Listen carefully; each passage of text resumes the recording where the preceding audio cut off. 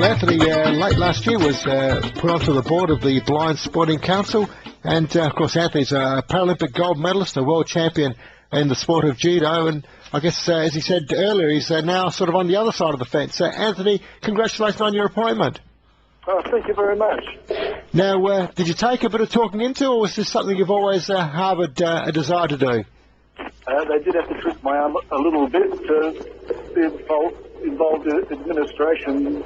You have to be responsible on a whole different level there, which is really just want to try and promote people with a blind or vision impaired to get into sport and help them get funded through the Blind Sporting Council. Anthony, have you received funding from the Blind Sporting Council when you were an athlete, or did you receive funding when you were an athlete? Yeah, over the years I have. Probably 3/4 of the way through my career when the Blind Sporting Council started, I managed to apply for funding there, which was takes a lot of pressure off you as an athlete, doing your chook raffles and, Lamington sales and things like that. So it takes a lot of pressure off you, and the Blind Sporting Council did a fantastic job in gaining sponsors and raising money, all for the benefit of allocating it out to athletes, not just elite athletes, which is what I've been in the past, but also people that just want to get involved in some sort of sport or recreational activity that doesn't even have to be competitive, and to, just improve the general lifestyle and engage in society in general. So it's really quite an amazing concept in a way. I guess when you're an athlete, and I mean this in the kindest way, you tend to be very inward-looking, very selfish, if I can use that word.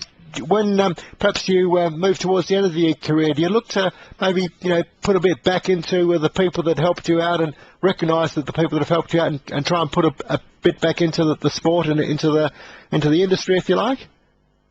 Yes, I mean, just to get one athlete at the elite level to like the Olympics, it takes dozens of people, in fact, probably 40 or 50, even more. People to train with, people to look after your house when you're away, people to drive you to places, guides to go overseas with, things like that. So it's quite a major effort, and to have done all that at the elite level, and also I'm also studying as a beginner as well, now that I'm taking up dancing instead of judo, more social and softer recreational activities. I sort of know what it's like to be, I guess, a beginner and to break into a new sort of group, an able-bodied group, and it can be sort of quite difficult at times, and I've got that expertise and insight, so I can sort of give insight to what problems people with blind or vision impaired go with the other directors on the board of the Blind Sporting Council, but it gives me great privilege to actually assist people either in advice or helping them fill out the application forms or whatever it need be to just get that crucial funding that holds a lot of us back from taking that first step into a better life. Now, you're on a couple of subcommittees that the board has set up? Yes, I shouldn't volunteer for things my father says. He was in the war. Yes, I'm on the grants committee, and it's a bit of an eye-opener seeing what goes on behind the scenes when you're not an athlete, and the amount of work that goes in to raise the money so we can distribute it with a minimum of fuss to athletes, and it's quite an involved process, and we like to think we're doing the best job we can. So what happens with a situation like that? You've obviously got policies and procedure in place so that you can be very objective when it comes to granting people money? Yeah, it's really, I guess, from being on the board, mind you, I've only had one board meeting, so it's still a whole new territory for me, but just, the concept of working out how to split up the money, to elite athletes, opposed to people that have just want to do social sort of sport or recreational activity. Try to make sure you're doing that equally, so you're not favouring one group or the other. It's quite a difficult thing to handle. I guess a lot of it just comes down to getting the message out there that we do have money to give, and it's just a matter of just getting those application forms in, and that's the only way we can really assess things. Dare I say, get that paperwork in, which is a nightmare for athletes. It was for me, because you really can't do anything without being out of form if you want to get anywhere in life.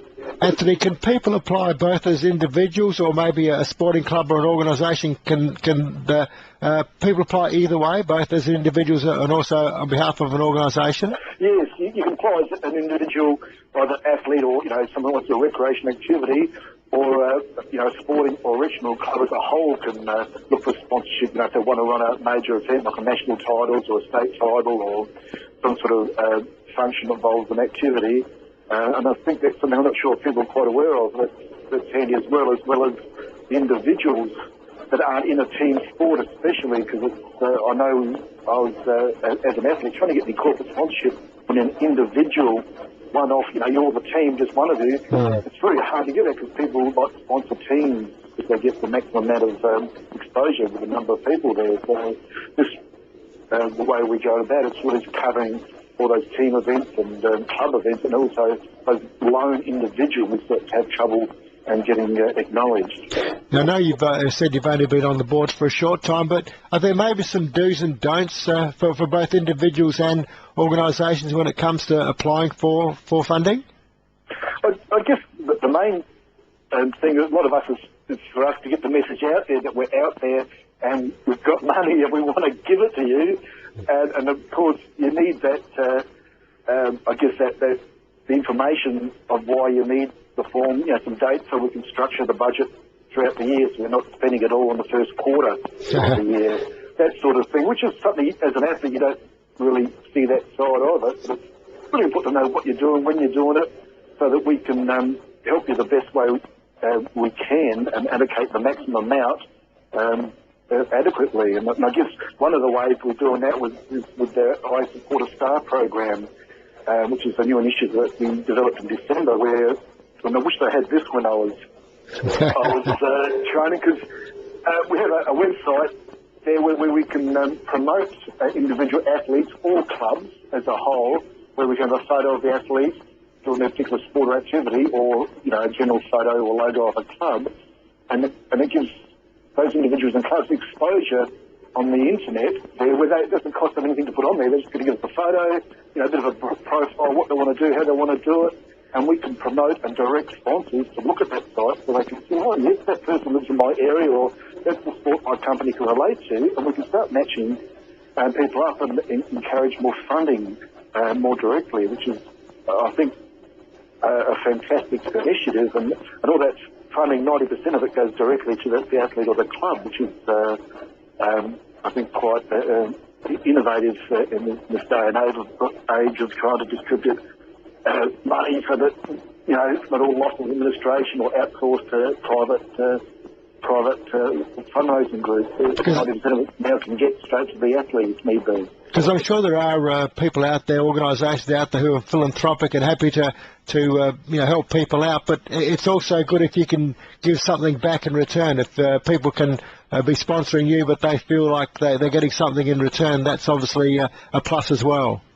Yeah, and also having someone else manage the website for you, it's all right if you're probably younger than me, if you're techno-savvy, but it takes that trouble away where you don't have to manage it. You can just send in the information, we'll do it all for you, get that photo that you want out there, your profile, your results of your last tournament, or what you intend to do in the future, all that's done on your behalf.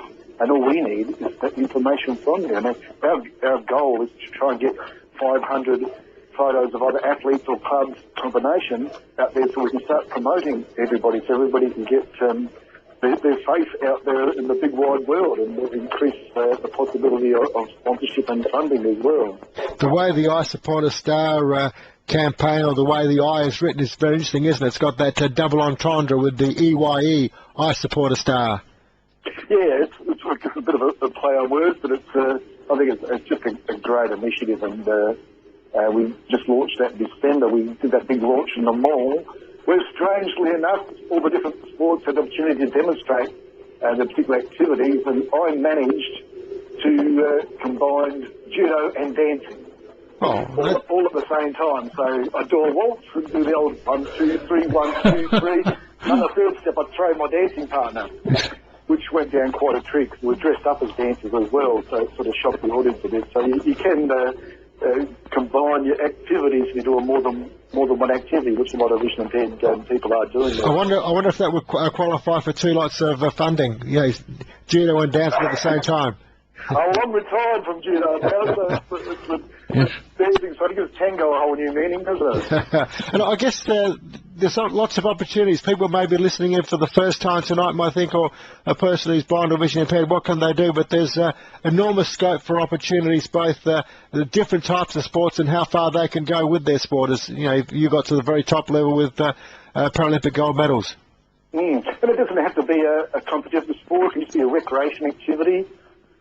Not even something we're not familiar with dealing with before, bushwalking, for example, just to throw something off the top of your head.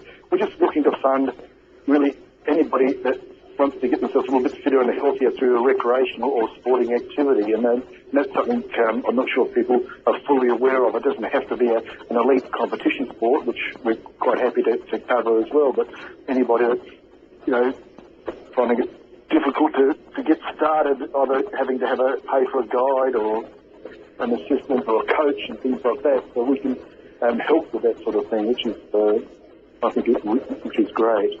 Anthony, can people apply sort of any time of the year, or are there certain windows that open for applications? Yeah, we have two funding sessions throughout the year. The first one finishes in end of March this year, so we've got another 6 weeks for people to get applications in. And if they're not sure how to go about it, or they want assistance in filling out the forms, we can help them with that. So if they want to just give us a ring on 8232-4644, the Blind Sporting Council, and we can assist in what way we can there, or answer any inquiries that way. And we really urge people to get in early and just get it out the way, so you're not doing everything at the last minute, which is quite common. I used to do that myself, and Anthony, the other side of it now. Anthony, congratulations. Obviously a very good appointment to have you on the board of the Blind Sporting Council. Congratulations on that, and I'm sure we'll keep in touch. 8232-4644 or blindsport.com.au. Thanks, Anthony. Thank you very much, Peter. Anthony Clarke there, Paralympic gold medalist, world champion, now on the board of the Blind Sporting Council.